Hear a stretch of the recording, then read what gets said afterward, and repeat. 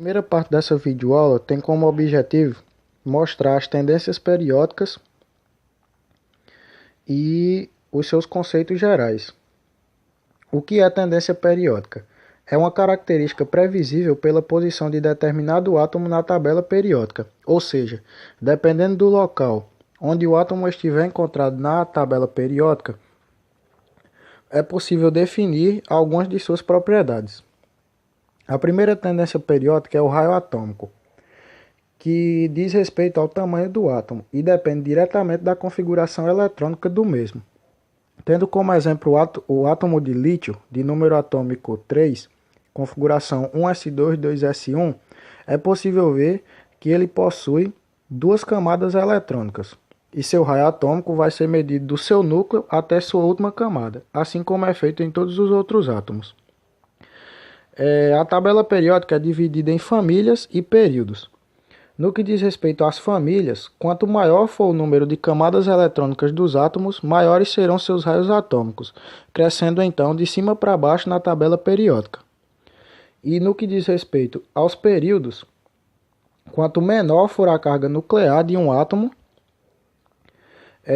ou seja, quanto menor for seu número de prótons, maior será o raio atômico, crescendo, portanto, da direita para a esquerda na tabela periódica, podendo afirmar então que o frâncio é o átomo com maior raio atômico. É importante também saber diferenciar os raios atômicos de cátions e ânions. Num cátion, descendente de um metal que tende a perder elétrons, os elétrons da última camada eletrônica são removidos e, portanto, seu raio atômico vai diminuir. Portanto, o cátion tem o raio atômico menor que o seu átomo de origem. Num ânion, descendente de não metais que tendem a ganhar elétrons, o raio atômico vai aumentar, pois a partir do momento que elétrons são adicionados, são criadas outras camadas eletrônicas, deixando o ânion com um raio atômico maior do que seu átomo de origem. A segunda propriedade estudada é a energia de ionização, que diz respeito à energia necessária para arrancar elétrons de átomos ou íons em seus estados neutros, ou seja, seus estados gasosos. Tendo essa equação como modelo, é possível ver que um átomo X em seu estado gasoso, mais a energia de ionização, vai resultar no cátion desse mesmo átomo, mais o elétron removido. Estabelecendo uma relação entre o raio atômico e a energia de ionização, é possível dizer que quanto menor for o raio atômico de um átomo, maior será a energia necessária para arrancar elétrons de sua última camada eletrônica. E, portanto, essa propriedade vai crescer na tabela periódica de baixo para cima. É também possível dizer que quanto mais completa for a eletrosfera de um átomo, maior será a energia necessária para arrancar elétrons de sua última camada.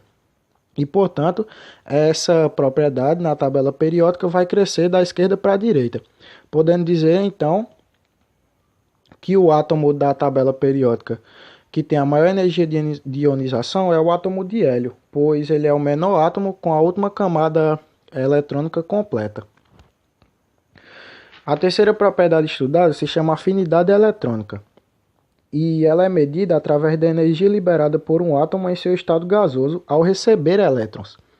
Tendo essa equação como modelo, é possível ver que um átomo X em seu estado gasoso vai receber elétrons, gerando o ânion desse mesmo átomo, mais a energia de afinidade eletrônica. Tendo a mesma relação que foi atribuída para a propriedade anterior, de que quanto menor for o raio atômico de um átomo, maior a energia, podemos dizer também que essa propriedade cresce na tabela de baixo para cima. E observando essa afinidade, tendo conhecimentos básicos sobre química, é possível dizer que ela só se refere a átomos de não metais, ou seja, ela vai crescer na tabela periódica da esquerda para a direita, pois os não metais estão localizados nessa extremidade da tabela. Podendo dizer então que o átomo com maior afinidade eletrônica é o átomo de flúor. E por que não o átomo de hélio? Bem, o hélio é um gás nobre E os gás nobres eles já são estáveis, ou seja, eles não precisam de elétrons na sua última camada. E por isso não vão ser incluídos nessa propriedade. A última propriedade estudada é a de eletronegatividade, que diz respeito à força com que o átomo atrai um par de elétrons em uma ligação. A eletronegatividade também pode ser chamada de caráter ametálico, pois quanto mais um átomo busca elétrons, a fim de ficar estável, mais eletronegativo ele será. E isso é uma característica dos não metais em ligações eletrônicas. A mesma relação estabelecida nas outras propriedades é estabelecida nessa, de que quanto menor for o raio atômico, maior será a eletronegatividade. E, portanto, ela irá aquecer de baixo para cima, e como também diz respeito a não metais, da esquerda para a direita, podendo dizer que o átomo mais eletronegativo é o átomo de flúor, excluindo também os gás hélios dessa propriedade, pois eles já são estáveis, como já foi dito, e não precisam de elétrons. Logo em seguida vem o oxigênio e o nitrogênio como átomos mais eletronegativos, o que faz lembrar, quando for tocado no nome dessa propriedade periódica, a abreviatura FON, que também remete à fome por elétrons, ou seja, a eletronegatividade é a fome dos átomos por elétrons. Bem, essas são algumas das tendências periódicas e seus conceitos gerais. Bem, a segunda parte dessa videoaula tem como objetivo explicar o que são reações químicas, os seus conceitos gerais, como por exemplo, como identificar uma reação química em um meio e quais são os seus principais tipos. Bem, uma reação química consiste em um rearranjo atômico, onde ocorre o rompimento de ligações de substâncias para que essas ligações possam ser restabelecidas formando substâncias diferentes. As reações químicas obedecem a um princípio da natureza que diz que nada se cria, mas sim tudo se transforma. Uma reação química consiste em três etapas. A etapa dos reagentes, a etapa de um fator energético, que irá ser a energia de ativação da reação, ou seja, a energia necessária para que ocorra a reação, e a formação dos produtos. E é possível identificar que ocorreu uma reação química observando os diferentes meios. Por exemplo, se há formação de gases em um meio, se há formação de sólido, que é chamado na química de precipitado, se há mudança na coloração ou no cheiro de determinado meio, se há o crescimento de organismo, como por exemplo no metabolismo dos seres vivos, se existe fermentação ou se há decomposição da matéria orgânica. Reações químicas realizadas por bactérias ou fungos. Os principais tipos de reação química são, primeiro, o tipo de reação química denominado síntese. É também conhecido como reação de adição, onde os elementos ou compostos simples se unem para conformar um composto mais complexo. Dizer que o composto ou elemento é simples não quer dizer que ele é formado apenas de um átomo, mas sim que ele tem uma complexidade menor do que o produto formado. E sua reação genérica vai ser A mais B originando AB. Segundo tipo de reação química é a reação de análise, também conhecida como reação de decomposição, onde um composto se fragmenta em elementos ou compostos mais simples. E sua reação genérica vai ser um composto A, B, C irá originar 3 diferentes produtos, que serão os produtos A, B e o produto C. O terceiro tipo de reação química consiste na reação de simples troca, que é também conhecida como deslocamento ou substituição, onde um elemento substitui outro em um composto. É importante salientar que nesse tipo de reação, um fator observado é a reatividade dos elementos envolvidos na reação. Sendo possível dizer que nessa reação genérica A mais BC originando AC mais B, o composto A é muito mais reativo que o composto B, pois ele tomou o seu lugar na composição dos elementos dessa reação. O último tipo genérico, ou seja, geral de reação, vai ser a reação de dupla troca, onde os íons de um composto trocam de lugar com os de outro composto, formando duas substâncias químicas diferentes. A reação genérica AB mais CD, originando BC mais AD, é possível dizer que os compostos AC são os cátions dos dois reagentes e os compostos B e D são os ânions dos dois reagentes, ou vice-versa. Mas por uma conformação química, os cátions sempre são escritos antes dos ânions. Existem também tipos específicos de reações químicas, e os explanados nessa aula vão ser os de neutralização, combustão e hidrogenação. O tipo específico de neutralização é também chamado de reação ácido-base, e consiste em uma reação de dupla troca, onde é observado que o cátion de uma base, ou seja, é um composto que libera OH-, irá reagir com o ânion de um ácido, ou seja, um composto que libera H+, formando um sal e água. O segundo tipo específico é a reação de combustão, onde um composto, orgânico ou inorgânico, vai ser exposto a oxigênio, geralmente o oxigênio do ar, formando óxidos mais água e havendo liberação de calor. O composto utilizado, ou seja, o composto queimado, que vai entrar em combustão, é chamado de combustível, e o oxigênio é denominado comburente. Os diferentes tipos de óxidos formados nessa reação vão depender de qual composto for usado, se ele vai ser um composto orgânico ou inorgânico, depender da sua composição.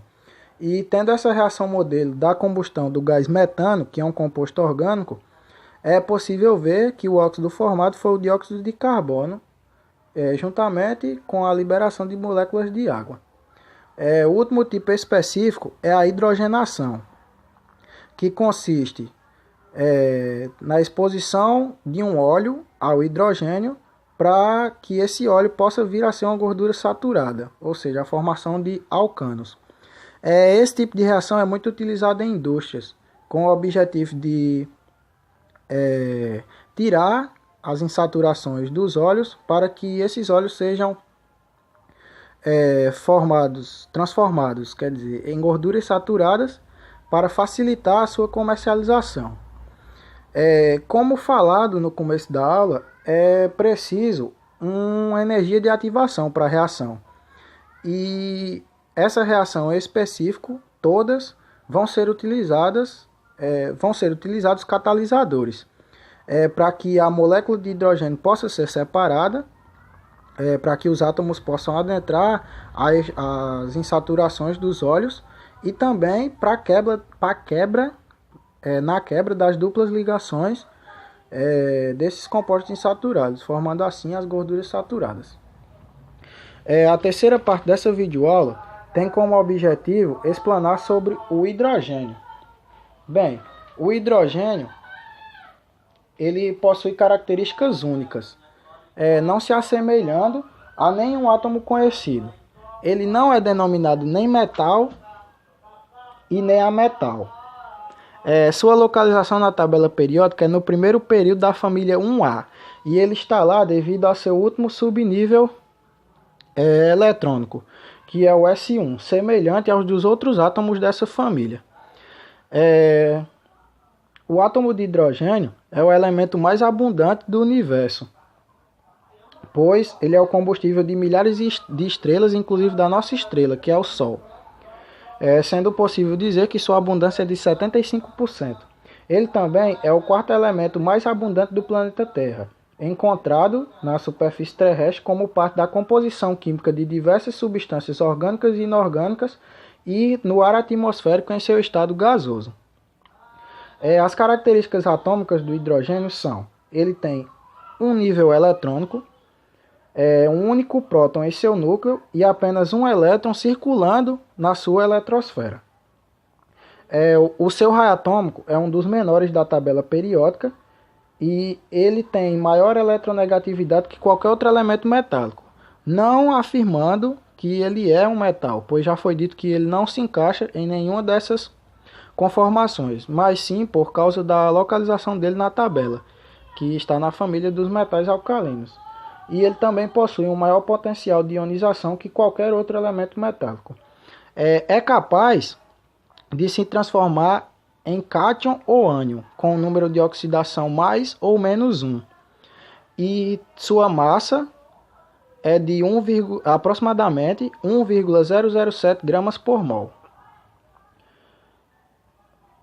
O átomo de hidrogênio ele possui 3 isótopos, que são próton, deutério e trítio. O próton é o átomo de hidrogênio propriamente dito, apresentando apenas um próton no seu núcleo atômico. O deutério é a adição de um nêutron ao átomo de hidrogênio, tornando com massa 2. E o trítio é a adição de 2 nêutrons ao átomo de hidrogênio, o transformando em massa 3. Características moleculares do hidrogênio é que em temperatura ambiente ele é encontrado no estado gasoso e é um gás altamente inflamável, tendo seu ponto de fusão menos 259,2 graus Celsius e seu ponto de ebulição menos 252,9 graus Celsius.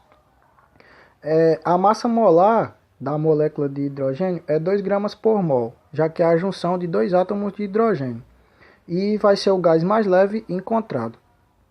A ligação entre esses 2 átomos é covalente, com compartilhamento de 2 elétrons a fim de tornar a molécula estável. A geometria é linear e essa molécula é uma molécula apolar, com interação de dipolo induzido entre o meio molecular. A densidade da molécula é de 0,09 gramas por centímetro cúbico. E essas são as principais características do átomo de hidrogênio.